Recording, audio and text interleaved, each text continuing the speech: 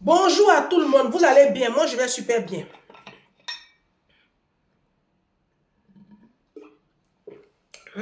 On va enlever l'étiquette là.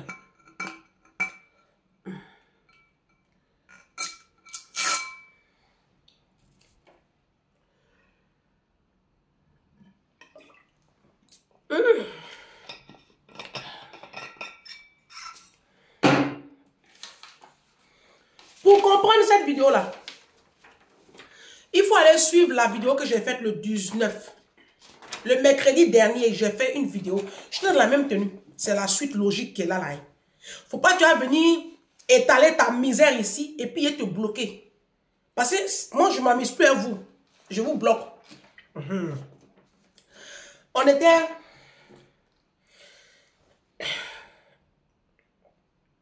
à la quatrième. Excusez-moi, je suis malade. On était à la quatrième question. Je vais m'adresser d'abord un peu aux hommes avant de continuer. Vous les hommes qui me taxez de tous les noms là. Vous les hommes qui me taxez de tous les noms là. Que oui, tu pousses les femmes à la prostitution. Ah, tu n'es pas différente des autres coachs. Tu es ceci, tu es cela. Vous les hommes là, vous êtes des hypocrites. Vous êtes des hypocrites. Écoutez-moi très bien. Ce n'est pas parce que je suis sur les réseaux sociaux que vous allez vous permettre tout et n'importe quoi avec moi. Je ne vous le permets pas. Toi, monsieur, qu'est-ce qu'on vous demande d'extraordinaire? Qu'est-ce que moi je vous demande de si extraordinaire? On vous demande juste d'apprendre à respecter vos femmes. Parce que la révolution elle est en marche. Hein? Vous n'allez pas l'arrêter. Aujourd'hui, moi je demande aux femmes de chercher l'argent, beaucoup d'argent. Quand une femme a beaucoup d'argent, quand une femme a beaucoup d'argent, ah, c'est la puissance. Tout ce qu'on vous dit. Moi, honnêtement, je n'arrive pas à comprendre les hommes. Franchement, vous sautez au plafond, vous tombez. Parce que vous êtes tellement méchants. Et puis hypocrite. Toi là, tu trouves que tout ce que moi je dis là, c'est du blablabla. Tu n'es pas né d'une femme. Tu es quitté au ciel pour tomber. C'est une femme qui a écarté son cul là, pour que toi tu voies le jour. Mais regarde comment tu traites la femme qui partage ta vie. La femme qui te fait à manger. La femme qui t'a donné une progéniture. La femme qui t'offre son corps. La femme qui te donne une certaine sécurité. Mais regarde comment tu la traites. Vous avez des filles, hein? Les hommes africains, n'oubliez pas que vous avez des filles. Parce que le mal que vous faites aux femmes, là, moi, ça me fait mal. Parce que ce sont vos filles qui vont porter cette charge-là. La Bible dit dans le livre de Galates 6:7, ne vous y trompez pas. On ne se moque pas de Dieu. Ce qu'un homme aura sémé, il le moissonnera aussi. Exode 20 dit, je punirai l'iniquité des pères sur les enfants jusqu'à la 3e et même jusqu'à la 4e génération. C'est ça qui me fait mal. Moi, j'ai mal pour vos filles. Parce que tout ce que vous faites là, ce sont vos filles qui vont payer la facture. Parce que c'est la parole de Dieu. C'est pour cela que vous allez voir, vous mes soeurs qui m'écoutez, vous allez voir que vous êtes dans des combats mais terribles. C'est pour cela que moi, des fois, je vous parle de Jésus. Hein. Parce que quand tu as la parole de Dieu avec toi, et quand tu as le sceau du Saint-Esprit avec toi,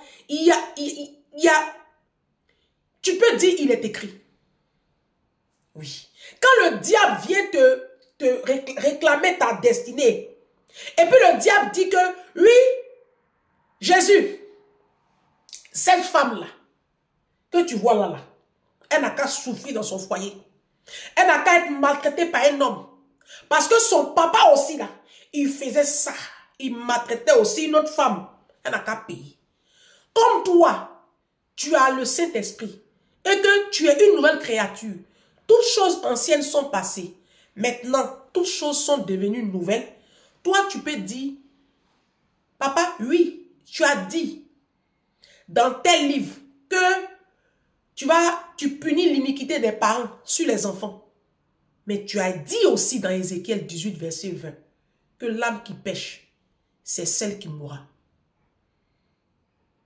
Oh, moi je ne suis pas une menteuse. Oh.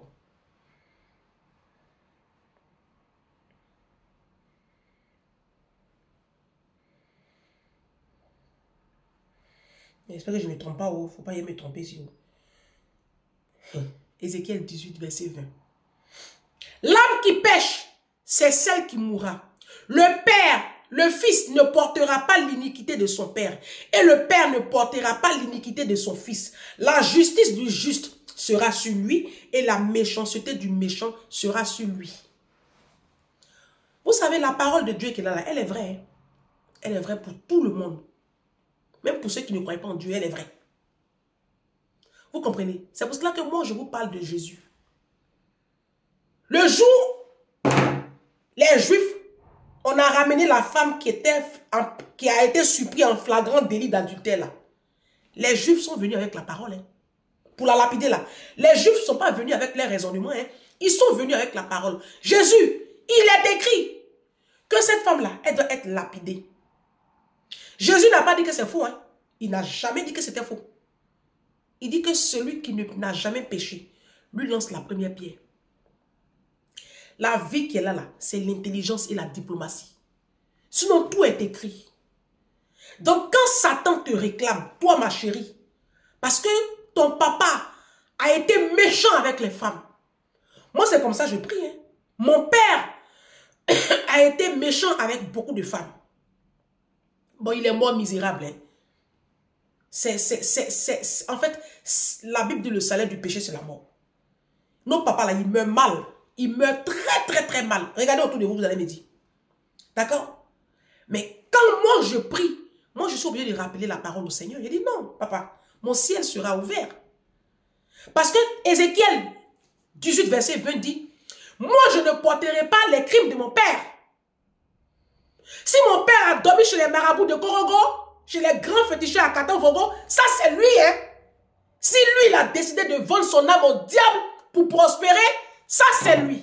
L'âme qui pêche, c'est celle-là même qui mourra. Moi, je ne porterai pas les fautes de mon père. Parce que je suis une nouvelle créature en toi.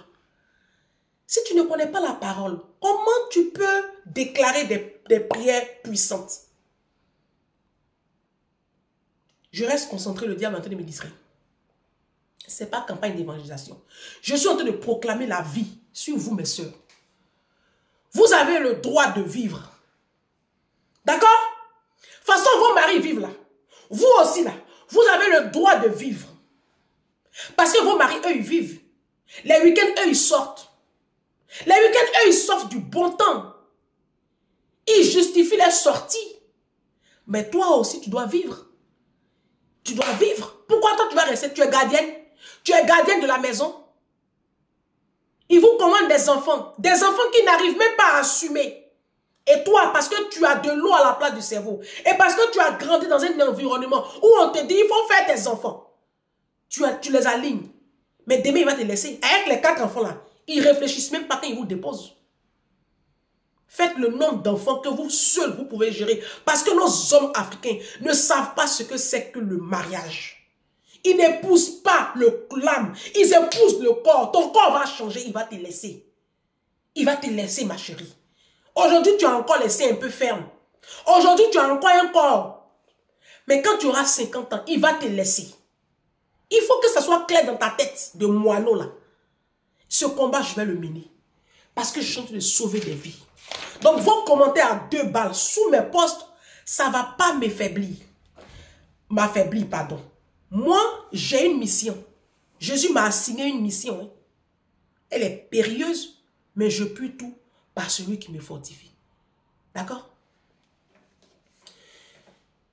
Il y a une gougnafiée. Ma chérie, tu as une gougnafiée, ma chérie. Non, mais sérieux, tu as une gougnafiée. Parce que là, pour écrire ça, pour écrire ce que tu as écrit là, elle s'appelle Match. Je ne sais pas si c'est une femme ou c'est un homme, je ne sais pas. Mais en tout cas, tu es un gougnafier ou tu es une gougnafier. Est-ce qu'on offre le corps en échange de l'argent ou des biens matériels L'amour supporte tout. La légende, ange, bonne fête de l'amour. On comprend ton combat, mais en même temps, je crois que pour les chrétiens, je crois que pour les chrétiens, l'amour rime avec la croix aussi. L'amour doit être à l'image de celui du Christ. L'amour est à la fois la souffrance et la joie. Regarde la croix du Christ en parlant du couple, des couples. Laisse tomber. Punaise. Ah, le mal est profond. Non, le mal est profond. Le mal est vraiment profond. Waouh! Celle-là qui m'a écrit, ou celui qui m'a écrit, prétend être un chrétien. Et la personne qui a écrit ça, je n'ai pas effacé hein, le commentaire là-bas. Le chrétien qui a écrit ça, la vidéo que j'ai faite du 14 février, je pense, la personne qui a écrit ça estime que le mariage, c'est la croix. Mais d'où est-ce que tu sors ça, ma chérie? Ou mon frère? Je ne sais pas. D'où est-ce que vous sortez des choses aussi aberrantes et incongrues? C'est pas possible. C'est quoi ce raisonnement? Le mariage, c'est pas la croix. Parce que la croix, tu la portes. Ok. Ça veut dire que tu vas mourir. Hein? Ah, si, si. Jésus a porté la croix, il allait mourir. Non, Jésus allait mourir. Bon, il est ressuscité le 3e jour. Mais ma chérie, toi, tu ne vas pas ressusciter. Ah non, non, non, non, non, non, non, non, non. Toi, tu ne vas pas ressusciter. Quand tu vas finir de porter la croix, là, tu vas mourir. Hein? Jésus a porté la croix, il allait mourir. Hein? Il est peut-être, bon, pas peut-être, il est ressuscité. D'accord? Papa, pardonne-moi, c'est pas, je me suis trompé, c'est un lapsus. Il est ressuscité le 3e jour. Mais toi, tu ne vas pas ressusciter parce que tu n'es pas Jésus. Toi, tu es rempli de péché. Tu ne vas pas ressusciter. Ton corps, là, c'est un corps corruptible, mortel. Tu vas rester dans le tombeau. D'accord? La chante Oshinashi, là, qui a voulu porter la croix, là, elle est dans le tombeau. Hein. Ses enfants sont placés. C'est qui chantait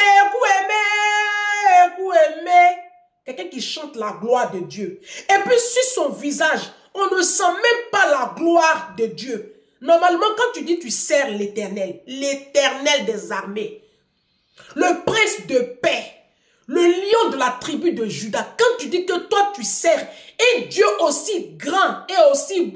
Oh non, mais ça se voit. Mais la chante Oshinashina, allez voir ces vidéos. Une loque humaine. On sent sur son visage une tristesse. C'était un cadavre ambulant.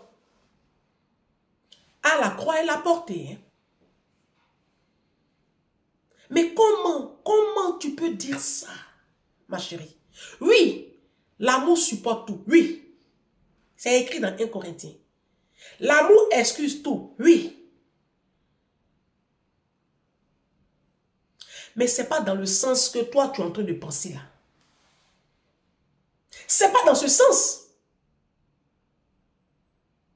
Parce que l'amour entre un homme et une femme obéit à des normes.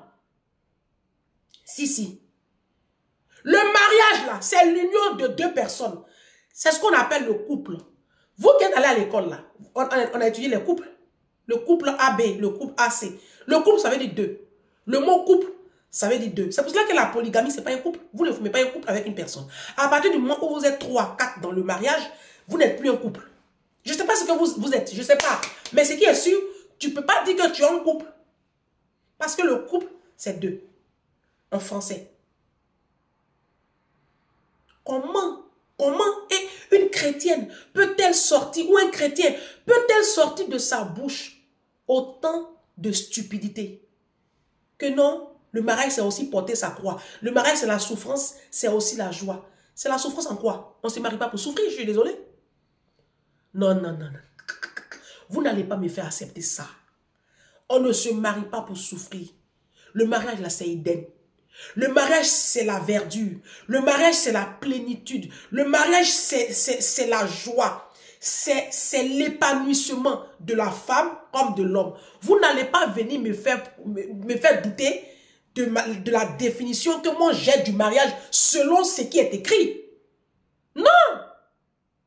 On ne se marie pas pour souffrir. Quand on parle de l'amour supporte tout, tu rencontres un homme qui avait une certaine stabilité. Et la maladie où il a eu un accident de la circulation, il perd une jambe. Ou il fait un AVC, il est tétraplégique parce que, non, là l'amour supporte. Tu vas supporter parce que tu l'aimes. Tu n'as pas épousé le corps, tu as épousé l'âme. Tu supportes les défauts de ton mari, pas ses infidélités. Parce que les infidélités, c'est un choix. C'est pas ce qu'il est. Lui, il choisit de te faire mal. Parce que lui-même, si on le trompe, il aura mal. Vous, nos hommes, là, quand il y a eu l'histoire de Balthazar ici, là, vous tremblez sur les réseaux sociaux. Mais on a le même cœur, hein. Ah, si. On a le même cœur. Notre cœur, là, c'est pas en bois.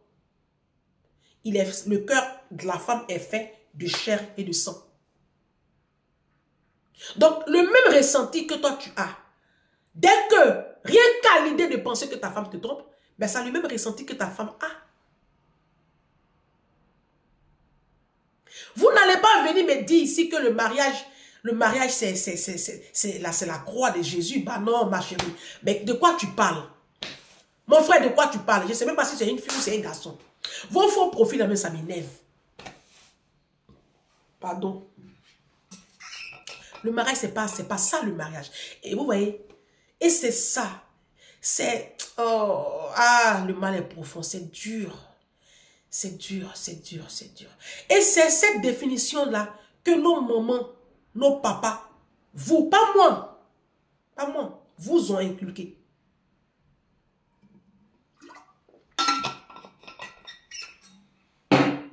La maman africaine a toujours dit à sa fille que le mariage là, il faut attraper ton cœur. Il faut rester pour tes enfants. Il faut attraper ton cœur. C'est pas facile le mariage. Le mariage c'est comme ça, c'est pas facile. Si te trompes là, c'est pas grave, c'est toi on connaît. C'est toi qui as le brassard. Tu es la titulaire. Mais c'est pas ça. Le mariage c'est pas une histoire de titulaire qu'ils a. Le mariage c'est l'union entre deux personnes qui s'aiment, qui se respectent et qui se sont promis mutuellement soutien, affection, amour, fidélité. C'est ça le mariage. On n'a pas fini d'aller prononcer les gros vœux à la mairie. Et puis, à la moindre petite occasion là, monsieur sort le week-end, il fait une escapade là dehors, il me trompe. Et puis demain, il revient, il m'offre un morceau de complot hollandais, un iPhone volé, je ne sais pas moi, et puis il me demande pardon. Et puis on balaye ça du réveil de la main, puis on avance. C'est pas ça le mariage. Ça, c'est un foutoir. Ça, c'est un bordel. Et c'est dans ça que vous êtes. Ma chérie, le mariage, c'est Éden. Quand Dieu a créé le jardin d'Éden, là, il a créé Adam. Et puis il a créé Ève. Il les a mis dans le jardin. Adam, là, il était cultivateur. Hein. Adam avait travaillé. Donc toi, monsieur, avant d'aller prendre enfant de ta camarade, là, il faut aller chercher un travail. Les pasteurs, là, ils disent que eux, leurs filles, là, leurs filles ne vont jamais marier pauvre. Pasteur Masnou, Nassi a dit qu'il ne marie jamais sa fille à pauvre. C'est pour moi qui vous fait mal. Moi, je dis que je ne marie pas ma fille à pauvre, ça vous fait mal. Moi, mais je dis pauvre touche plus mon corps, vous avez mal.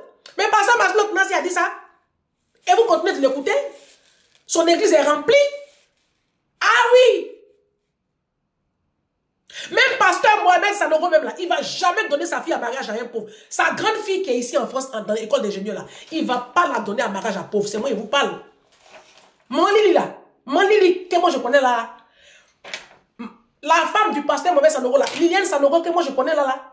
Celle-là, elle ne peut jamais accepter que sa fille marie pauvre. C'est vous qui êtes bêtes.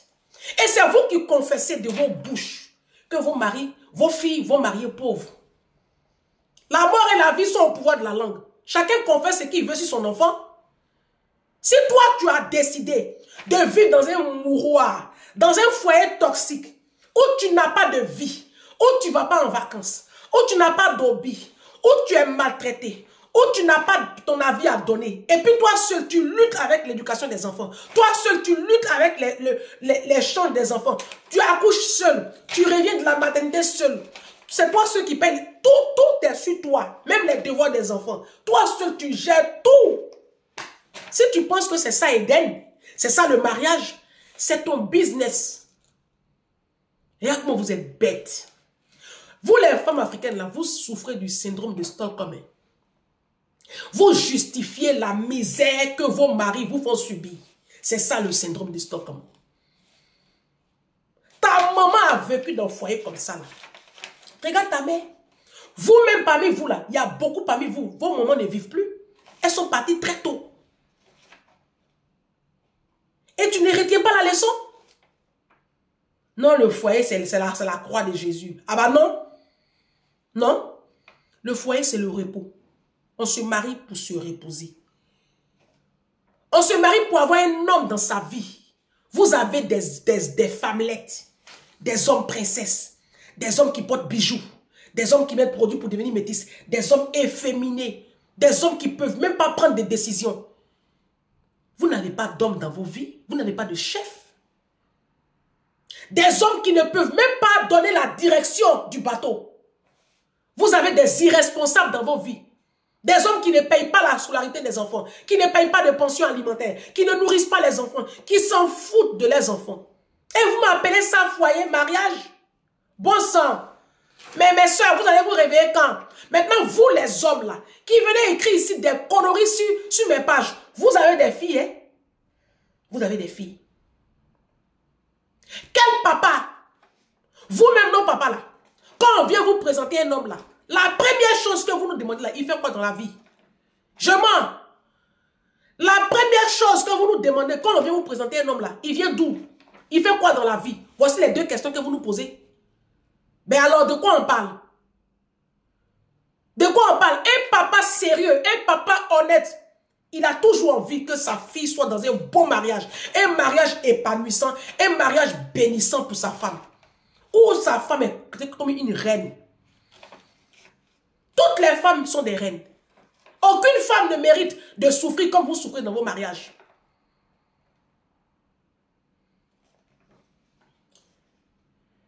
Il y a une autre qui a écrit ceci. Mais pourquoi demander aux femmes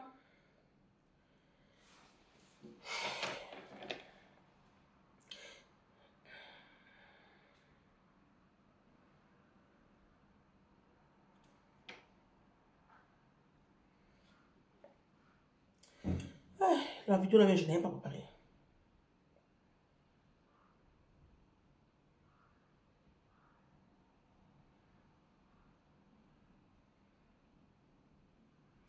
Il y a une autre qui a écrit ceci. Elle s'appelle Sissi. Mais ma chérie, pourquoi dire aux femmes de demander à leurs compagnons de leur acheter une voiture? C'est montrer qu'on doit toujours être dépendant d'un homme comme ça. Je me rappelle à l'époque où j'étais encore étudiante, mon gars à l'époque m'avait proposé de me payer le permis et j'ai tout simplement refusé. J'aurais pu profiter de l'occasion, comme beaucoup le feraient, mais ma dignité m'a permis de réaliser toutes mes choses à la sueur de mon front. Bon, bref, ma chérie, ma chérie, ma chérie, ma chérie. C'est quoi cette hypocrisie? Moi, chez moi ici, là, tout ce qui est chez moi, quand tu vas rentrer chez moi, que ce soit mes meubles, la chambre de ma fille, ma cuisine, je l'ai acheté à Ikea, ma cuisine à 10 000 €. Mon meuble télé, ma table à manger, tout ce qui est ici, ce n'est pas un homme qui a acheté pour moi. Il n'y a pas un homme sur cette terre en France qui va dire que lui, dans ma maison là, lui, il a acheté une cuillère chez moi. Ça, c'est pas vrai. Même mes verres, quand les gens arrivent chez moi, les verres que je les sers, ce sont des verres que j'achète. Un seul verre, souvent, j'achète à 8 € le verre, 4 €, 5 € le verre.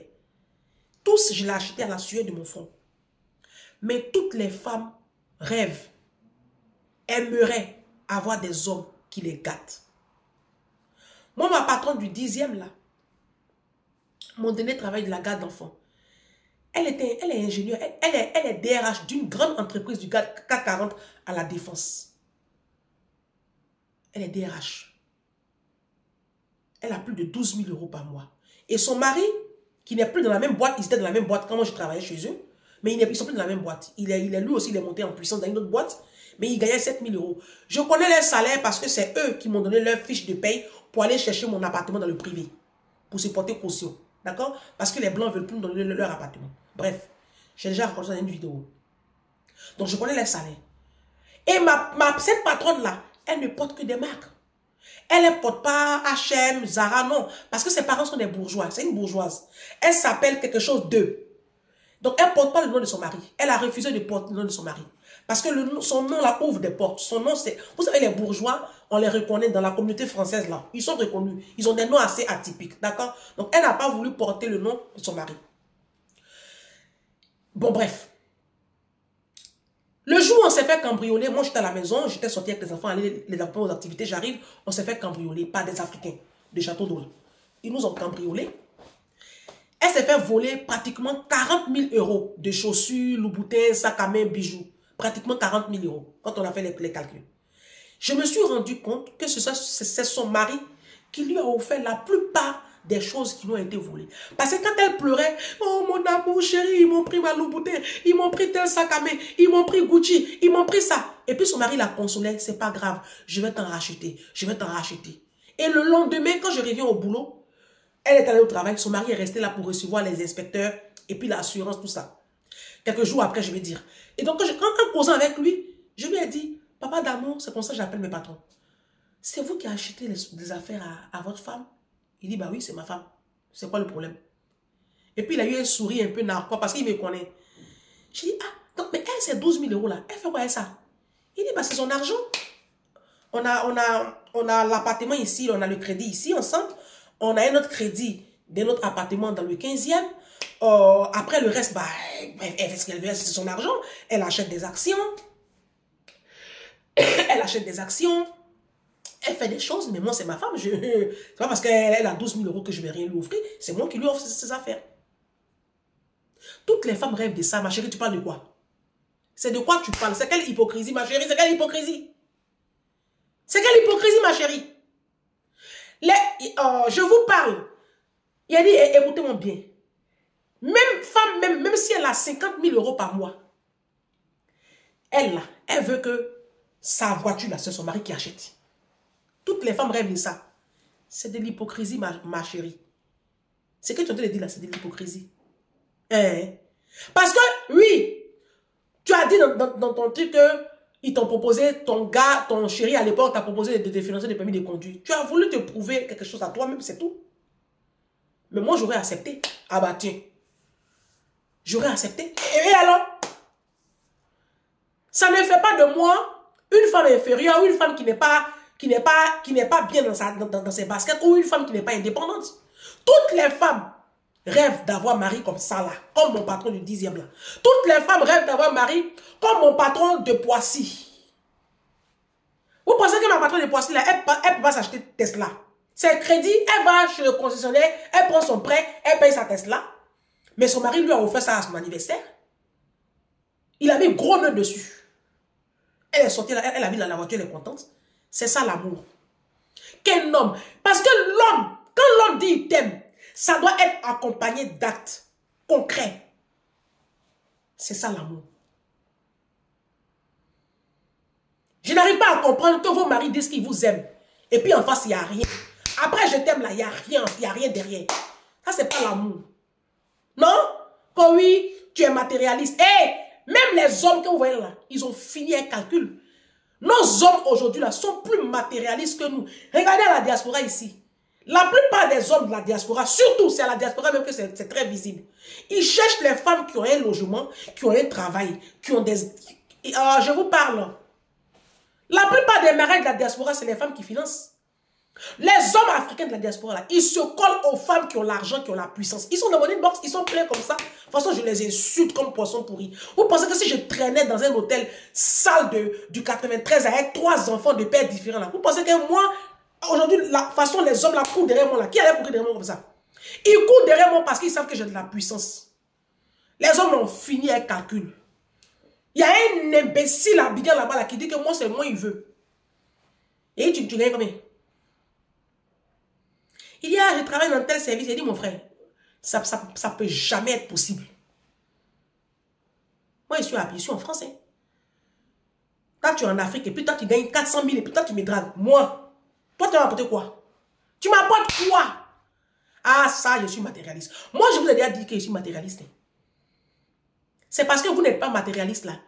qu'en 2025, là, vous avez des cuisines de nini-près, vous cuisinez dans la merde, vos casseroles sont noires, vous êtes dans la saleté, parce que vous n'êtes pas matérialiste. C'est parce que vous n'êtes pas matérialiste que quand été arrive là, vous ne pouvez même pas aller visiter des pays paradisiaques avec vos enfants. Parce que tu n'es pas matérialiste. Parce que tu n'es pas matérialiste, là, ton enfant va finir dans le public. Et puis il va finir au bas de l'échelle. Parce que tu n'es pas matérialiste. Parce que tu n'es pas matérialiste, ta maison est sale. Tu dors dans un lit sale. Tes enfants sont sales. Parce que tu n'es pas matérialiste. Mais tenez-vous bien, hein, vos maris là, vos hommes qui vous déshabillent et puis qui vous couchent dans tous les sens là, ils ont fini un calcul. Ils dorment dans votre argent. Ils sortent dans votre argent. Bande de bêtes filles. C'est pas à moi, hein. Moi, je suis matérialiste. Oui, moi, j'annonce les couleurs. Moi-même, tu viens derrière moi et annonce les couleurs. Aïe, j'aime le matériel. J'aime le matériel, hein. J'aime aller au restaurant. J'aime voyager. Moi, j'aime les bonnes choses. Je n'aime pas la merde. Donc, je ne peux pas lier ma vie avec un homme qui ne peut pas me mettre ici. Moi, je suis une princesse. Ça se voit pas. Je suis une princesse. Et puis, j'ai un train de vie que je dois continuer à faire fonctionner. Ça fonctionne avec l'argent. D'accord? Tu ne vas pas rentrer dans ma vie et puis ils sont obligés de bousculer ce train de vie là parce que toi, tu es pauvre. N'importe quoi. On va parler. Non, tu es comme vos coachs. Et alors? Il dit la révolution en marche. Les femmes, levez-vous. Ne vous laissez pas distraire par ces idiotes-là. Ma chérie, si tu veux continuer à prouver aux gens que tu es très indépendant, que tu n'as pas besoin de l'argent des garçons, c'est ton problème. Moi, il dit, tu ne vas pas venir enlever mon caleçon cadeau. Non, non, non, non, non, non, c'est terminé, la récréation est terminée. Non, si tu enlèves mon caleçon, tu payes. Tu vas payer. Voilà. Parce que eux-mêmes, les hommes là, ils se collent à vous là, parce que vous les nourrissez, vous les entretenez, vous les bichonnez, vous êtes des moments bis dans leur vie, vous êtes tellement bêtes. À la fin du film, quand on vous dépose là, pour aller prendre José là, vous venez maintenant et faire panel, vous êtes bêtes. Moi, il dit pauvre touche pas mon corps. Pauvre touche pas mon corps, c'est quoi le problème? C'est quoi le problème? Tu vas payer ma voiture. Si tu veux rentrer dans ma vie là, si un homme rentre dans ma vie aujourd'hui là, la voiture que je vais acheter 2 jours là, tu changes ça d'abord pour commencer. Ça annonce les couleurs. Si tu ne peux pas changer là, tu ne vas jamais voir même la couleur de la bretelle de mon soutien.